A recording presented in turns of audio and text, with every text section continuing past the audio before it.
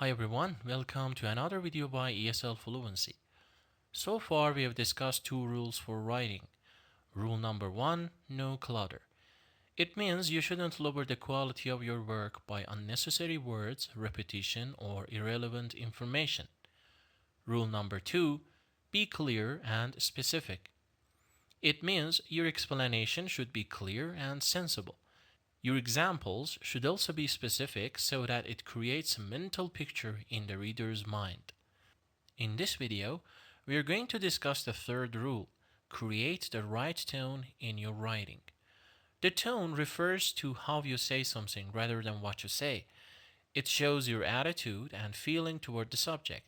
This is especially important when you are writing an opinion essay in which you have to discuss two opposite points of view and give your opinion.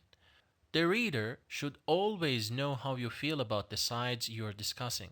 So, I'm going to use several examples now to show how you can use sentence structures and vocabulary to set the right tone in your writing. The first example: the visitors have arrived at the venue. There are a lot of people now.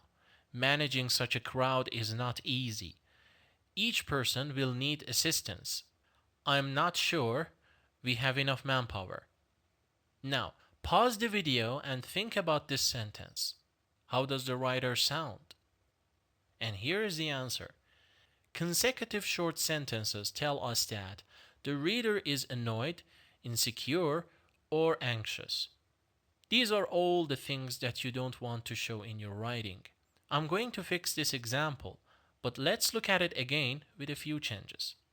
The visitors have arrived at the venue, and now there are a lot of people here, but managing such a crowd is not easy because each person will need assistance.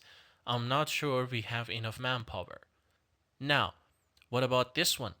How does the writer sound now? You may have guessed right.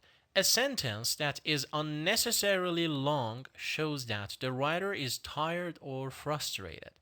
If you use coordinating conjunctions like and but too much, your work will not sound confident at all. It just does more harm than good. So, what is the solution here?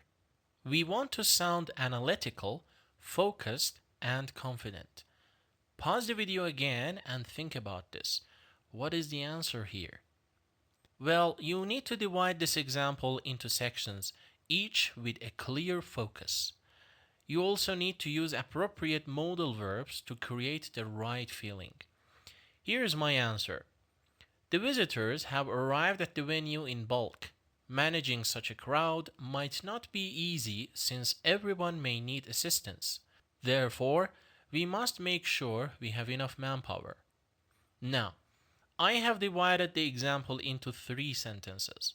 The first one states the problem, the second one explains what may happen, and the third one provides a solution. Now, the writer sounds analytical, focused, and confident that he or she can handle the situation. As the writer, I have used the modal verb might to say that I don't believe managing the crowd is impossible. Now, do you see how important it is to create the right tone?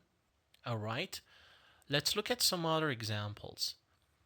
Give me the book.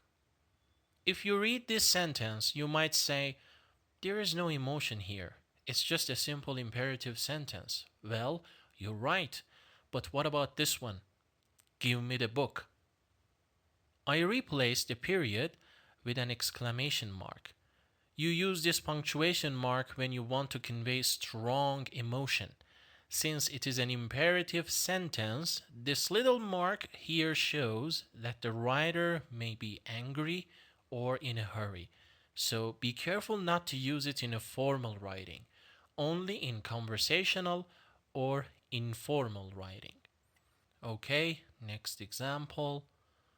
Imagine you have applied for a job and this is the response you get from the company. We cannot offer you a position because you don't have the skills we need. How would you feel after reading this? Does it sound professional? Of course not. This sentence makes you feel unappreciated, hopeless, or hurt. So, how could the employer sound polite and professional? Any suggestions? Well, here's how I would change it. Unfortunately, we do not have any suitable vacancies that match your skill set. Same message, but with different words. Now, the writer sounds polite, professional, and confident. You, on the other hand, might feel disappointed that you couldn't get the job, but you don't feel unappreciated. So, in short, you can create the tone you want by using the appropriate punctuation, sentence structure, and vocabulary. Remember that writing is not just about delivering information mechanically. You need to vary your sentence structures and wording to convey a message.